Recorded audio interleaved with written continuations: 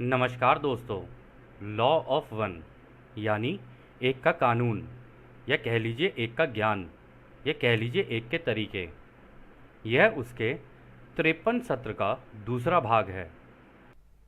दोहराया जाता है कि इस किताब द्वारा दी गई सभी सूचनाएं और जानकारियां आप जान भी सकते हैं, मान भी सकते हैं, नज़रअंदाज भी कर सकते हैं और नकार भी सकते हैं, क्योंकि यह आपकी स्वतंत्र इच्छा या फ्री विल है, जो कि एक अनंत रचयिता द्वारा आपको दी गई है। एक बात और कही जाती है कि लॉ ऑफ वन पूरी तरह से सभी के लिए फ्री है। यदि कोई इकाई या व्यक्ति इसको निजी स्वार्थ के लिए इस्तेमाल करे तो वह उसकी व्यक्तिगत जिम्मेदारी होगी। और साथ ही साथ यह भी कहा जाता है कि यदि कोई व्यक्ति इसको अपनी भाषा में परिवर्तित करके दूसरों से साझा करना चाहे या फिर इन वीडियोस को अपने चैनल पर चलाना चाहे तो वह भी ऐसा कर सकता है, क्योंकि वह भी उसकी फ्री विल है। तो पहला सवाल डॉन करते हैं। मुझे व्यक्तियों के साथ संपर्क करने के लिए काफ़ी अलग अलग तरीकों का पता चला है। मैं ये अनुमान लगा रहा हूँ कि महासंघ घुमक्कड़ों को जगाने के लिए एक तरीके का इस्तेमाल करते हैं। क्या आप महासंघ द्वारा इस्तेमाल किए गए उन तरीकों का सामान्य उदाहरण दे सकते हैं जो वो घुमक्कड़ों को पूरे या आंशिक रूप से जागृत करने के लिए करते हैं, जिनसे वह संपर्क करते हैं?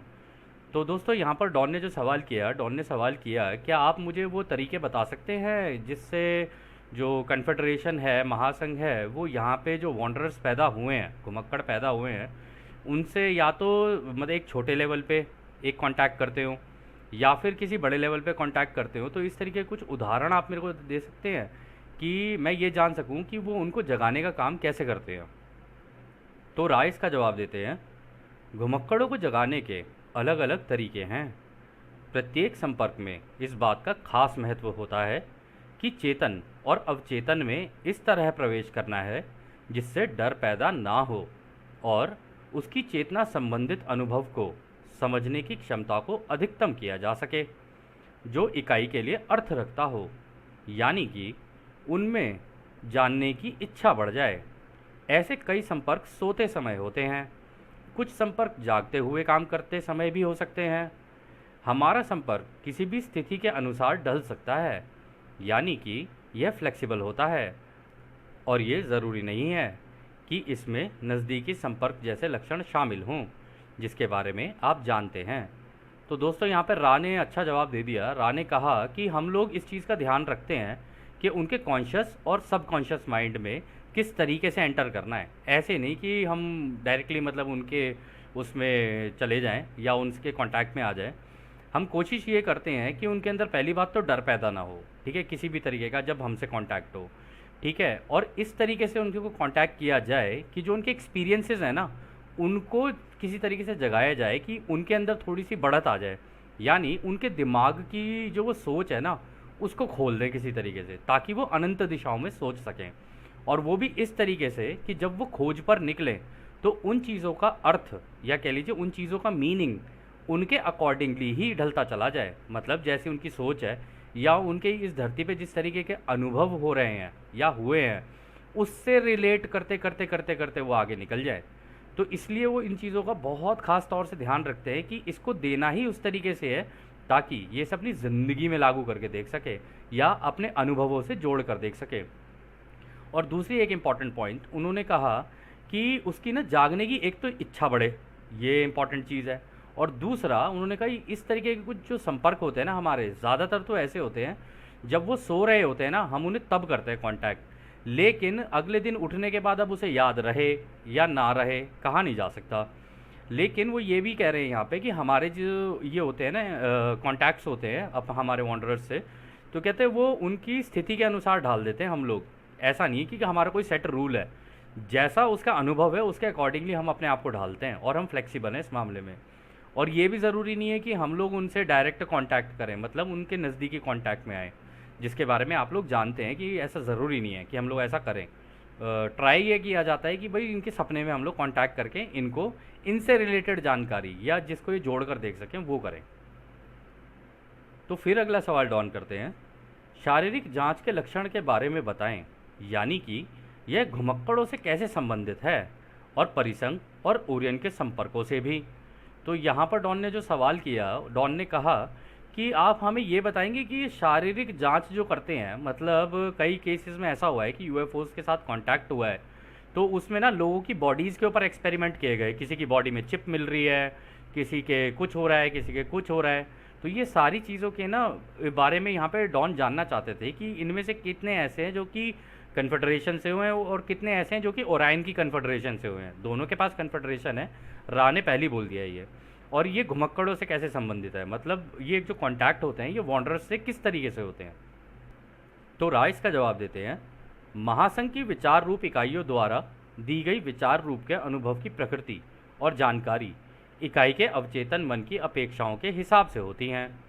इस प्रकार यदि एक घुमक्कड़ को शारीरिक परीक्षण की इच्छा होती है तो उसे जरूरत पड़ने पर दिया जाता है, जिसमें उतना ही कम डर या असुविधा का अनुभव स्वीकार किया जाता है जितना कि उस घुमक्कड़ के अवचेतन मन की अपेक्षाएं होती हैं।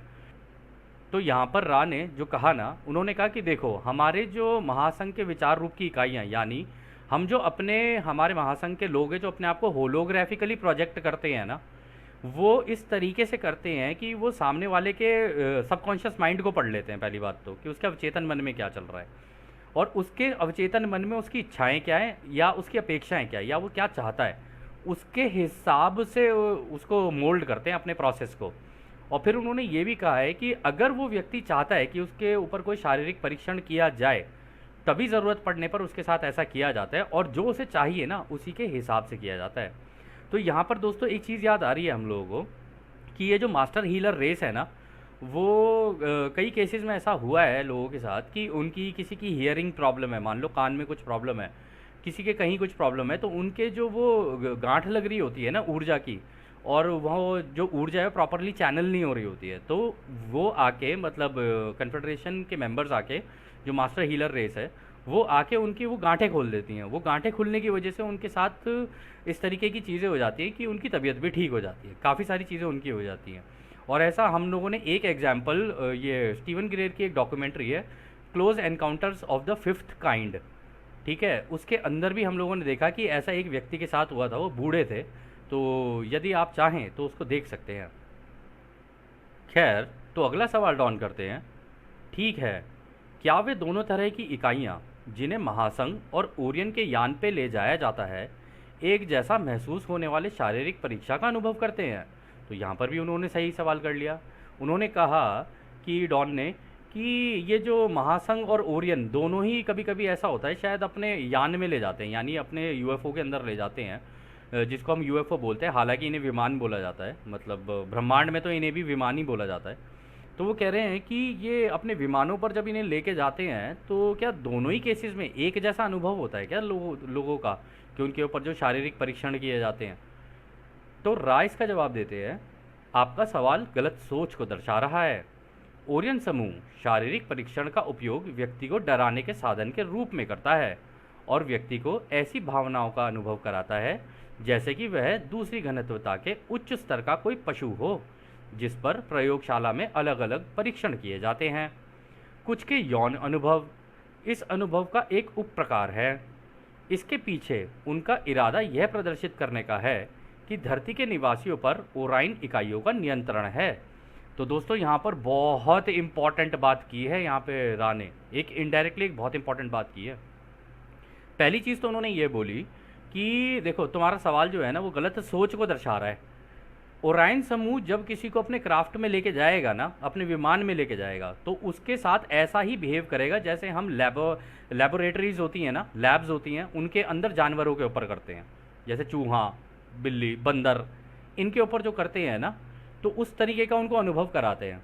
यानी कि उनको कहीं हाथ में उनके कोई वो कर दिया, एक इंसर्शन कर दिया, या फिर उनकी बॉडी में जैसे अभी बोला हम लोगों ने चिप डाल दी या कुछ कर दिया, इस तरीके की चीज़ें करते हैं, ठीक है। और किसी किसी केस में ऐसा भी हो सकता है कि किसी के साथ रेप जैसी घटनाएं हो जाए, क्योंकि उन्होंने कहा ना यौन अनुभव का अनुभव भी इसके अंदर हो सकता है। और ऐसा है, ऐसा सुना भी है, ऐसा कई उसमें कुछ लोगों ने कहा भी है कि यूएफओ एनकाउंटर उनके इस तरीके से हुए और उनके साथ इस तरीके की घटनाएं घटी हैं, ठीक है। अगर यदि आप चाहें तो आपको इस तरीके की भी सारी इन्फॉर्मेशन मिल जाएगी। यदि आप गाया टीवी भी है वहाँ पर भी चेक कर सकते हैं, और भी कई जगह हैं वहाँ पर चेक कर सकते हैं। इनसे रिलेटेड आपको इन्फॉर्मेशन इनफैक्ट यूट्यूब वगैरह पे भी मिल जाएंगी। तो यहाँ पर लेकिन एक आखिरी जो इन्होंने शब्द बोला ना, उसमें ये बड़ी इंपॉर्टेंट बात बोली उन्होंने। उन्होंने कहा इसके पीछे का इरादा यह प्रदर्शित करने का है कि धरती के निवासियों पर ओराइन इकाइयों का नियंत्रण है।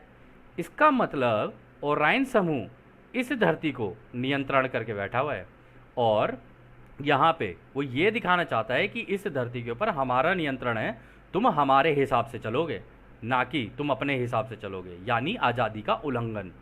तो यहाँ पे वो चीज़ दर्शा तो कुछ वैसा ही रहा है। तो फिर वो आगे और कहते हैं, विचार रूप के अनुभव व्यक्तिपरक होते हैं, यानी कि सबसे अलग अलग अनुभव होते हैं और अधिकांश भाग के लिए इस घनत्वता में नहीं होते हैं। तो यानी कि रा ने ये कहा है कि देखो, अनुभव ना उस व्यक्ति के हिसाब से होते हैं कि उसकी सोच कैसी है, और इसलिए वो ये कह रहे हैं कि इसलिए सबके अनुभव अलग अलग होते हैं। और मैक्सिमम केसेस में ऐसा होता है कि ये थर्ड डेंसिटी के अंदर नहीं होते, वो अपने क्राफ्ट में उनको ले जाएंगे, लेकिन दूसरी घनत्वता के अंदर ले जाएंगे और वहाँ ले जाके उनके ऊपर इस तरीके के एक्सपेरिमेंट करते हैं। ऐसा नहीं है कि यहीं पे बैठ के वो एक्सपेरिमेंट कुछ कर रहे हो। और वो कह रहे हैं कि इस घनत्वता में इतना ज़्यादा नहीं है, बाकी जगहों पर भी अगर तुम देखोगे तो मतलब अपनी घनत्वता में ले जाकर ही वो कुछ इस तरीके का करेंगे यहाँ पे, क्योंकि उनको ये डर रहता है ना कि भाई लोग हमें देख ना लें। अब उनकी तो आदत है छुप छुप के काम करने की, और जिसको छुप के काम करने की आदत हो वो ऐसे खुले में तो कर नहीं सकता। तो इस वजह से जैसे हम लोग कई टीवी सीरीज़ देखते हैं ना, जैसे साइको किलर्स होते हैं और सीरियल किलर्स होते हैं, वो क्या करते हैं, जो भी चीज़ें करेंगे ना पीछे पीछे से ही करेंगे, आगे से कुछ नहीं करेंगे, छुप छुप के करेंगे हर चीज़, बिल्कुल उसी तरीके से प्योर साइकोपैथ्स जैसे होते हैं ना, बिल्कुल वैसे। खैर, फिर अगला सवाल डॉन करते हैं, इसका मतलब दोनों महासंघ और ओरियन के साथ संपर्क बनाया जा रहा है, और जैसा कि मैंने समझा है नज़दीकी संपर्क दो प्रकार के होते हैं, वे या तो महासंघ के साथ या फिर ओराइन की तरह के संपर्क हो सकते हैं। क्या यह सही है? तो रा कहते हैं हाँ, यह सही है। हालांकि इनमें से ज़्यादातर संपर्कों की प्रधानता ओरियन के झुकाव वाली होती है। तो उन्होंने कह दिया है कि ज़्यादातर लेकिन केसेस में ना देखो, कांटेक्ट तो हमसे भी हो रहे हैं, लोग कर भी रहे हैं, और हम लोगों ने भी दोस्तों नोटिस किया है, जिन लोगों ने मतलब महासंघ के साथ जिनके कांटेक्ट होते हैं ना, उनको कभी भी डर का एहसास नहीं होता, उन्हें बड़ी प्यारा प्यारी फीलिंग्स आती हैं, बड़ी उनकी बॉडी वाइब्रेट करने लग जाती है, उनकी आंखों से आंसू भी निकल जाते हैं, प्रेम का एहसास होता है, ये सारी चीज़ें होती हैं। लेकिन ओरियन के साथ अगर किसी का कांटेक्ट होगा ना, तो उसको डर का एहसास होगा, पक्की बात है, उसे डर का एहसास होगा। और हम भी कई लोगों को जानते हैं, और कुछ हुए हैं इस तरीके के कि ओरियन के साथ भी जब कांटेक्ट हो जाता है तो किस तरीके से घटनाएं घट सकती हैं। खैर, तो अगला सवाल डॉन करते हैं, ठीक है, हमारे पास एक बड़े स्पेक्ट्रम में इकाइयां हैं, यानी कि अलग अलग तरह के लोग हैं जिनका संबंध दोनों पॉजिटिव झुकाव और नेगेटिव झुकाव की कटाई से है, यानी कि उनका झुकाव तय हो चुका है। क्या ओराइन इस स्पेक्ट्रम के अंत में दोनों पॉजिटिव और नेगेटिव इकाइयों को निशाना बना सकता है? मेरा मतलब है इस धरती की इकाइयों को। तो ये भी अच्छा सवाल डॉन ने किया। डॉन ने कहा कि जैसे यहाँ पर स्पेक्ट्रम बहुत बड़ा है, हमारी इस धरती पे अलग अलग तरीके के लोग हैं, अलग अलग देशों में रह रहे हैं, अलग अलग अपनी उनके कल्चर्स हैं, उनको फॉलो कर रहे हैं, सबका तरीका अलग है ज़िंदगी जीने का। कुछ लोग क्या कहते हैं किसी देश में कैसे जी रहे हैं, कुछ लोग कैसे जी रहे हैं। तो क्या ऐसा है कि एंड में जब पहुँचेंगे, कटाई का वक्त जब और पास में आने लगेगा, तो एंड में ये जो ओराइन ग्रुप है कुछ ऐसी हरकत करेगा कि लोगों की ये जो झुकाव है, जो पॉजिटिव है और नेगेटिव हैं, उनके झुकावों को किसी तरीके से वो मैनिपुलेट करे, यानी जो पॉजिटिव है उन्हें खींच के नेगेटिव की तरफ लेके आए, और जो नेगेटिव है उन्हें पूरा ही नेगेटिव कर दे। क्या इस तरीके का कुछ हो सकता है? तो राइस का जवाब देते हैं, इस सवाल का सटीकता से जवाब देना कुछ कठिन है, हालांकि हम ऐसा करने का प्रयास करेंगे। ओराइन की इकाइयों का लोगों से संपर्क का सबसे खास तरीका उन इकाइयों को चुनना है जो कि कमज़ोर दिमाग के होते हैं, यानी कि जिन्हें प्रभावित करना आसान होता है, जो कि ओराइन की फ़िलॉसफ़ी को अधिक मात्रा में प्रसारित करने का सुझाव दे सकता है। तो दोस्तों, इस हिस्से में रा कहते हैं ये जो ओराइन है ना, इनका एक ख़ास तरीका है, वो उन लोगों को चुनते हैं जो लोग दिमाग से कमज़ोर होते हैं, यानी कि जिनके दिमाग में किसी भी तरीके का विभाजन हो, जो सबको एक ना मानकर चले या अपने आप को दूसरों से स्पेशल या ऊपर समझें। इस तरीके की जो चीज़ें जिन लोगों के दिमाग में होती है ना, उनको वो टारगेट करता है और वो हमेशा उसके टारगेट पे ही रहते हैं, ताकि वो लोग उसके विभाजन की फिलॉसफी को आगे प्रसारित करें। क्योंकि ये जो ओराइन ग्रुप है ना, इनकी जो मेन जो चीज़ है वो है विभाजन। ये इनका मेन काम ये होता है कि किसी भी तरीके से जब ये देखते हैं कि एक गुट एक जगह इकट्ठा हो रहा है, तो ये उसके अंदर विभाजन पैदा करने की कोशिश करते हैं। और इनको ऐसा लगता है कि ये जिन लोगों को टारगेट करते हैं ना, उनको ऐसा लगता है कि वो बिल्कुल सही कर रहे हैं, लेकिन उनको ये पता नहीं चलता कि उनके दिमाग से ओराइन समूह खेल रहा है इस वक्त, यानी टेलीपैथिकली उनके दिमाग में इंफॉर्मेशन दे रहा है, उनका एक झुकाव बना रहा है नेगेटिव वाला, लेकिन उन्हें पता नहीं चल रहा। उनको ये लगता है कि वो सही कार्य कर रहे हैं और सही दिशा में जा रहे हैं और दूसरों की भलाई के लिए कर रहे हैं, जबकि ऐसा होता नहीं है। दूसरों की भलाई के लिए अगर आपको यदि कोई काम करना है तो आपको उनकी फ्री विल से करना पड़ेगा, यानी उनकी आज़ादी का ध्यान रखते हुए करना पड़ेगा। अगर आप दूसरों की आज़ादी का उल्लंघन कर रहे हो और फिर आप ये कह रहे हो कि मैं तो दूसरों के भले के लिए कर रहा हूँ, तो आपको पता नहीं चला है, आपके दिमाग के साथ ओराइन खेल चुका है। फिर वो आगे कहते हैं, कुछ ओराइन इकाइयों को इस स्थान समय के बंधन में सबसे अधिक नेगेटिव झुकाव वाली इकाइयों द्वारा बुलाया जाता है। इस मामले में वे वैसे ही जानकारी साझा करते हैं जैसे कि अभी हम कर रहे हैं।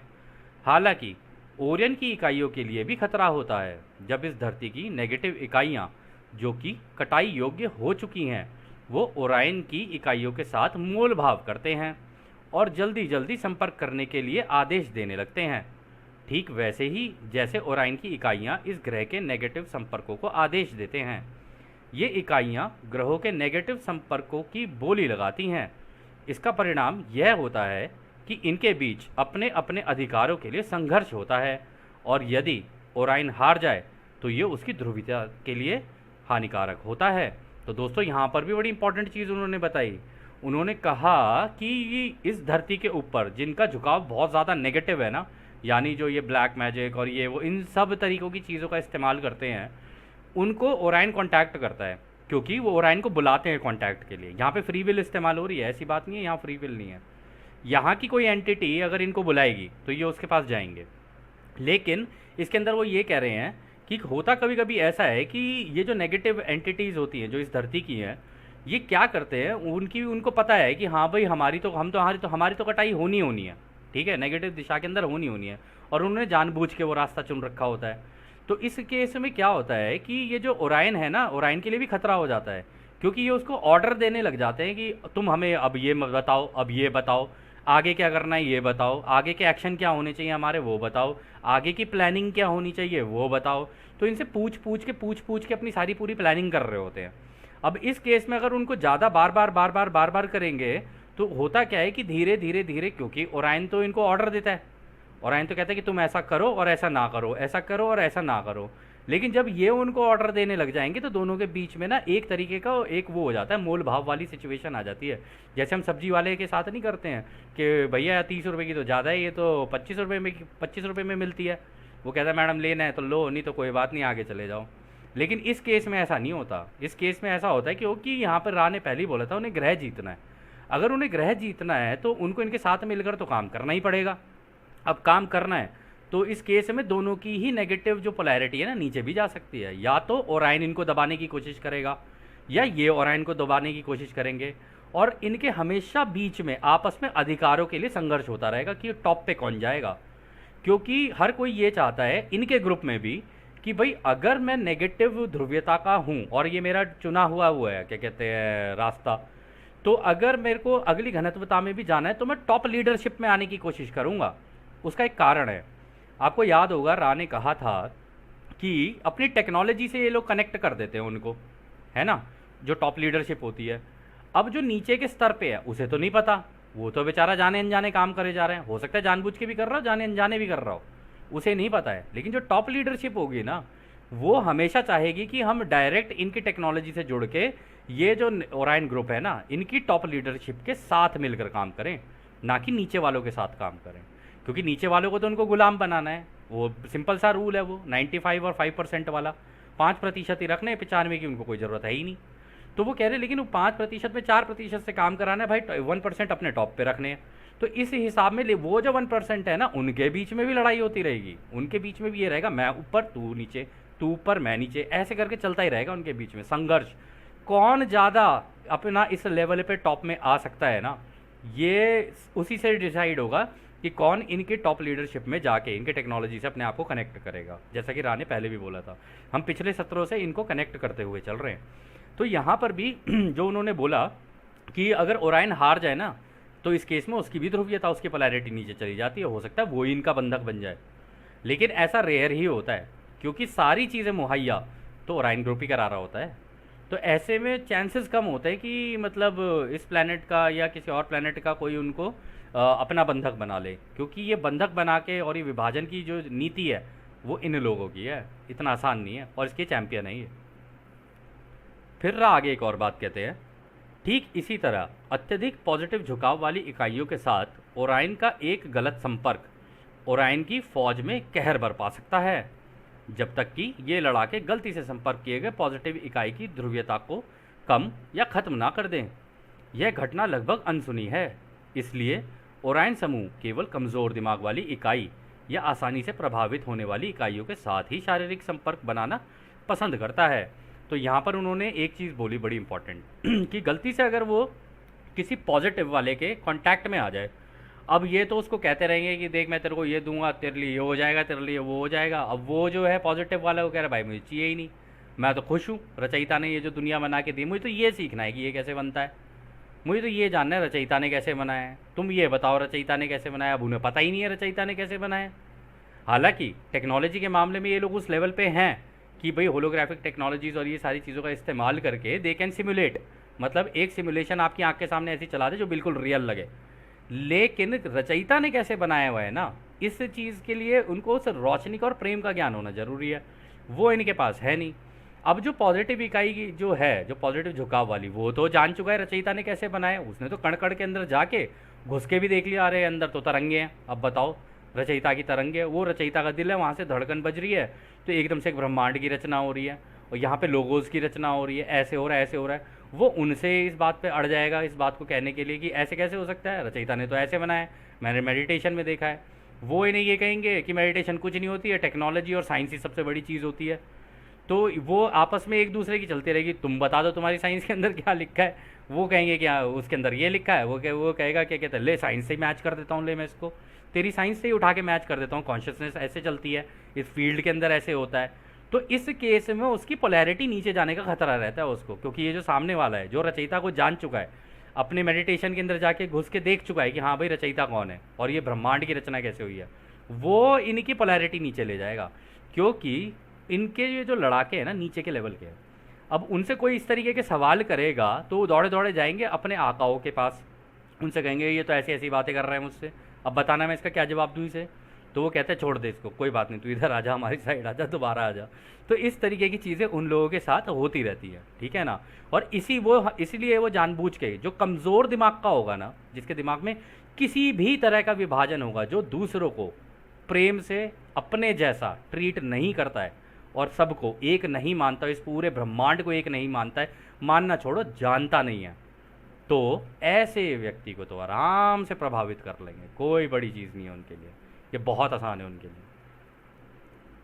खैर अगला सवाल फिर डॉन करते हैं, इसका मतलब सामान्य तौर पर मैं यह कह सकता हूँ कि यदि किसी व्यक्ति का नज़दीकी संपर्क यूएफओ या किसी अन्य प्रकार के अनुभव जिसका संबंध यूएफओ से हो, तो उसके संपर्क का दिल और उस पर होने वाले प्रभाव को देखना चाहिए, यह निर्धारित करने के लिए कि क्या यह ओरायन या महासंघ का संपर्क था, क्या यह सही है।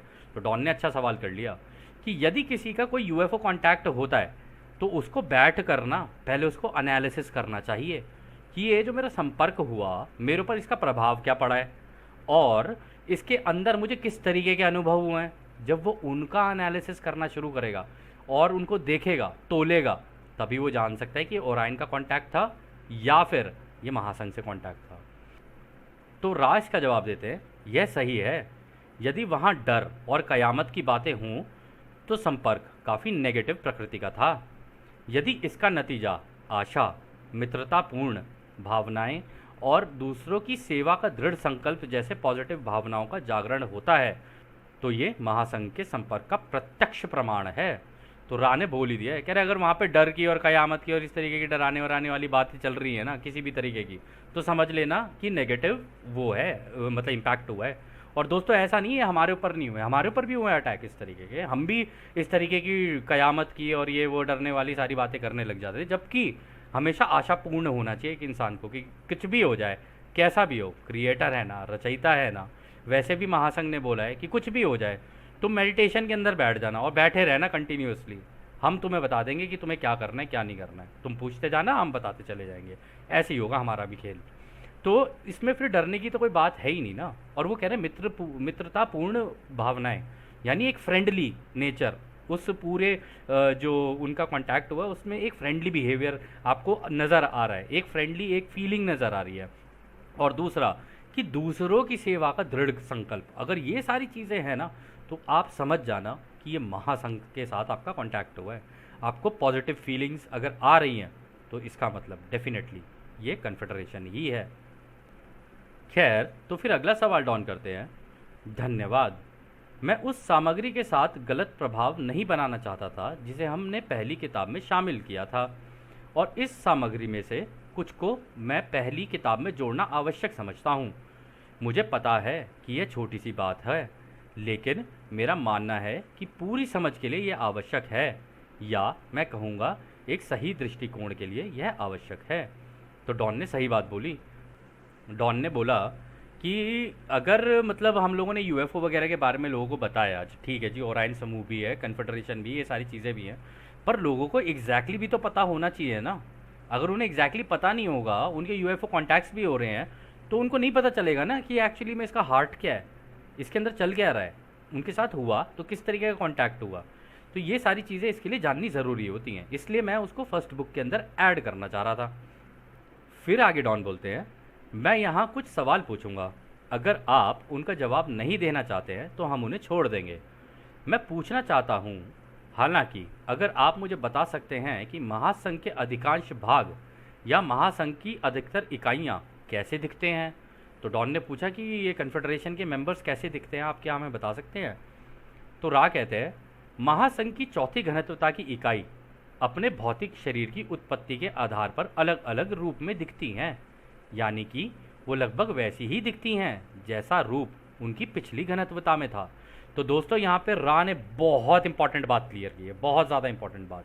उन्होंने कहा चौथी घनत्वता में जब आप जाओगे ना, यानी बाकी भी जो चौथी घनत्वता वाले हैं, हो सकता है हमारे जैसे इंसान की उससे गए हों, हो सकता है किसी और रूप से गए हों, कैसे भी हों, वो जैसे दिखते थे ना लगभग वैसे ही दिखेंगे, मतलब दिखने में ऑलमोस्ट वैसे ही होंगे। हल्के शरीर होंगे, लेकिन ये जो अवतार है ना, ये वाला जो बॉडी का जो अभी हमें मिला हुआ है, ऑलमोस्ट दिखने में वैसा ही होगा। तो दोस्तों हम में से भी कई लोगों ने ये पूछा था कि चौथी घनत्वता में लोग कैसे दिखते हैं, क्या होते हैं। तो इससे अंदाज़ा लगाया जा सकता है कि लाइट बॉडी तो होगी, मतलब हल्की बॉडी होगी, लेकिन उसका जो रूप होगा ना वो बिल्कुल ऐसे ही होगा जैसे आज हमारे रूप है, जैसे आज हम दिखते हैं। हाँ, थोड़ा सा फाइन हो जाएगा, क्वालिटी थोड़ी सी फाइन हो जाएगी, देखने में चेहरे पे अलग चमक, एक रौनक, एक ऐसी वो हो सकती है कि भाई कोई आपको देखे तो आपका ऑरा उसके अंदर आते ही एकदम से ऐसा हो जाए कि किसी से मिले। फिर अगला सवाल डॉन करते हैं, क्या उनमें से कुछ हमारे जैसे ही दिखते हैं? क्या वे दिखने में लगभग पृथ्वी के लोगों के जैसे हो सकते हैं? तो रा कहते हैं, इस प्रकृति के लोग प्रायः 5वीं घनत्वता वाले होते हैं। तो उन्होंने कहा कि तुम्हारे जैसे जो दिखने वाले होते हैं ना, एग्जैक्टली अगर तुम बोलो कि काफ़ी हद तक तुम्हारी जैसे बिल्कुल प्योर जैसे हम हैं ह्यूमन फॉर्म में, कह रहे ऐसे तो 5वीं घनत्वता वाले होते हैं जो रोशनी का ज्ञान ले रहे होते हैं। तो इसका मतलब चौथी घनत्वता में उन्होंने कहा कि हाँ लगभग वैसे होंगे, तो थोड़ा बहुत डिफरेंसेस होंगे, लेकिन एग्जैक्टली कैसे होंगे वो 5वीं घनत्वता में होंगे। रा ने यहाँ पे क्लियर कर दी है ये बात। तो हमारे जो अभी रूप हैं वो भी हल्के शरीर होंगे, रोशनी के ही होंगे, लेकिन मिलते जुलते 5वीं घनत्वता में ही होंगे, क्योंकि 5वीं घनत्वता तो पूरी रोशनी की है ना, वहाँ पे तो रोशनी का ज्ञान है। लेकिन रूप और रंग हो सकता है इसी तरीके का हो, कुछ कहा नहीं जा सकता, लेकिन 4th में लगभग मिलता जुलता होगा, लेकिन हल्के शरीर होंगे। ये कुछ डिफरेंसेस हैं जिनसे हम लोग समझ सकते हैं। फिर अगला सवाल डॉन करते हैं, मैं मानता हूँ कि यही जवाब ओराइन समूह पर भी लागू होगा, क्या यह सही है? जहाँ तक चौथी और पांचवी घनत्वता की बात है तो रा कहते हैं हाँ यह सही है। लेकिन ओराइन जो अपने बनाएगा ना दोस्तों, यहाँ पर रा ने बोला बिल्कुल सही है, उनके ऊपर भी एप्लीकेबल है।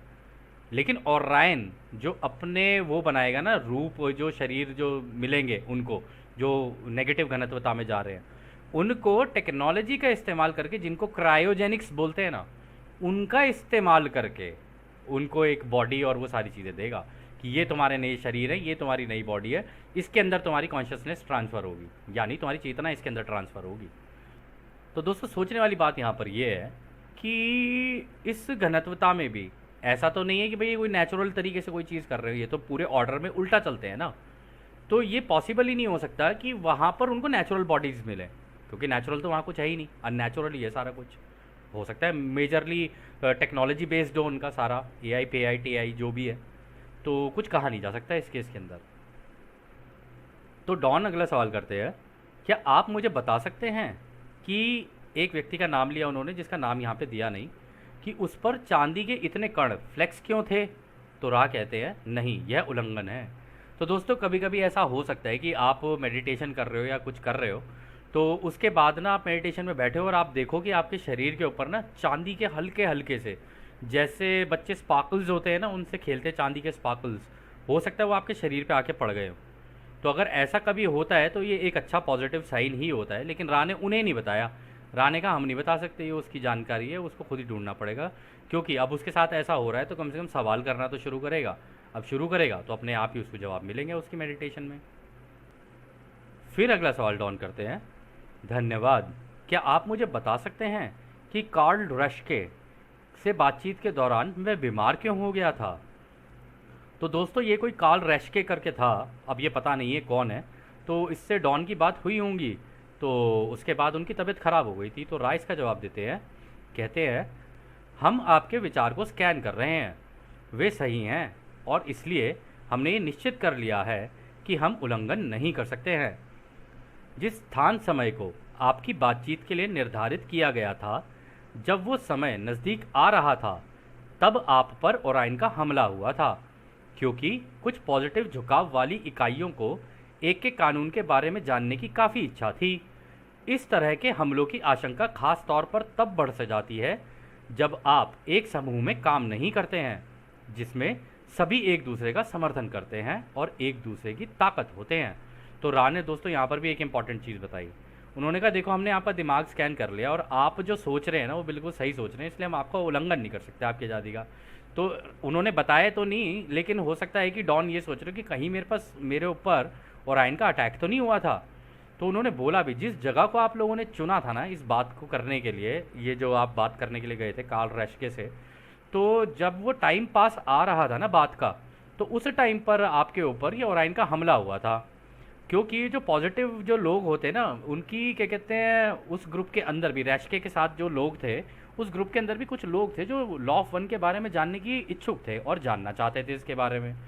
तो इस तरीके के ग्रुप जब बनने लग जाते हैं तो वो जो क्या कहते हैं ये ओराइन ग्रुप है, जो इन्फॉर्मेशन देने वाला होता है, यानी कि मान लीजिए इस केस में मैं या कोई और, ऐसी हमारे और भी लॉ ऑफ वन के बहुत सारे साथी हैं, तो उन वो लोग प्राइमल टारगेट बन जाते हैं, क्योंकि वो लोग उनको दूसरों को जानकारियाँ दे रहे होते हैं कि भाई लॉ ऑफ वन के अंदर ये है वो सारी चीज़ें, क्योंकि इसके अंदर तो सारी जानकारियाँ हैं ना। अब ये सही है गलत है क्या है, एक्सेप्ट रिजेक्ट इग्नोर तीनों आपके ऊपर ही हैं। तो इसमें वो लोग प्राइमल टारगेट हो जाते हैं। अगर टारगेट हो भी जाए तो उनको अपना एक्स्ट्रा केयर और अपना एक्स्ट्रा ध्यान रख कर चलना चाहिए, और जिनके भी साथ वो बातचीत करें या कांटेक्ट में रहें, ध्यान से रहें। और इसमें भी देखिए उन्होंने एक बड़ी इंपॉर्टेंट बात कही है एंड में, कि जब भी इस तरीके का काम किया जाता है ना, मान लो आप लॉ ऑफ वन भी पढ़ रहे हो, टीचिंग भी कर रहे हो, कुछ भी कर रहे हो ना, तो समूह के अंदर करो। ये जो समूह होते हैं ना, उसके अंदर जो पॉजिटिव वाले झुकाव के लोग होते हैं ना, एक ही साइड में जिनका झुकाव होता है, उनके साथ मिलकर काम करोगे ना, तो आपके ऊपर टारगेट ज़्यादा नहीं होगा। अगर आप ऐसे छिन्न भिन्न होकर काम करोगे ना, तो आपके ऊपर आप मतलब पॉसिबल है कि आप मतलब उनकी टारगेट लिस्ट में आ जाओ। खैर, तो अगला सवाल डॉन करते हैं, धन्यवाद, क्या आप मेरे और कार्ला की उस घटना पर टिप्पणी कर सकते हैं, यदि वह स्वीकृति दे तो, जिसमें एक तथाकथित रोशनी के गोले का अनुभव जो हमारे बचपन में हुआ था। तो दोस्तों यहाँ पर जो डॉन ने कार्ला के और अपने बारे में जो बात की है ना, तो उनके घर पर भी एक रोशनी का गोला एक उनको नज़र आया था। ठीक है, तो इस वजह से वो पूछने लगे कि क्या आप इस अनुभव के बारे में मुझे बताएंगे कि इसके अंदर इसका मतलब क्या है। तो रा कहते हैं, यह इस कार्य का अंतिम सवाल होगा। वे आपके अपने लोग थे और आपको शुभकामनाएं देने आए थे। क्या कोई अन्य छोटा सवाल है जिसका हम जवाब दे सकते हैं। तो रा ने बता ही दिया कि वो जिस घनत्वता से तुम आए हो ना, वहीं से वो तुम्हारे भाई बहन थे, तुमसे मिलने के लिए आए थे। अब यहाँ पे क्योंकि तुम उस कार्य को करने वाले हो, शुरू करने वाले हो, और वो बस तुम्हें जगाने के लिए आए थे, तो तुम्हें शुभकामनाएं देने के लिए आए थे कि हमारे भाइयों, जिस काम के लिए आए हो ना, उसके ऊपर दृढ़ता से संकल्प लेके कार्य तुम करना। हम तुम्हें देख रहे हैं, हम तुम्हारे पे पूरी नज़र रखे हुए हैं कि तुम क्या कर रहे हो, और हम भी तुमसे सीख रहे हैं, और हम धन्यवाद और शुभकामनाएं दोनों देने आए हैं तुम्हें। तो दोस्तों, ये तो सुनने में इतना सुंदर लग रहा है ना कि जिन लोगों के कॉन्टैक्ट्स होते हैं इस तरीके के, उनको मतलब शुभकामनाएं भी देने आते हैं। ये तो बहुत बड़ी बात है। खैर, फिर अगला सवाल डाउन करते हैं। नहीं, मैं इस सत्र के दौरान कई छोटे मोटे सवाल पूछने के लिए क्षमा चाहता हूँ। मुझे उम्मीद है कि हमने आपके लिए कोई समस्या पैदा नहीं की, खास करके जिसका संबंध ध्रुवीयता के नुकसान और उस एक सवाल से था।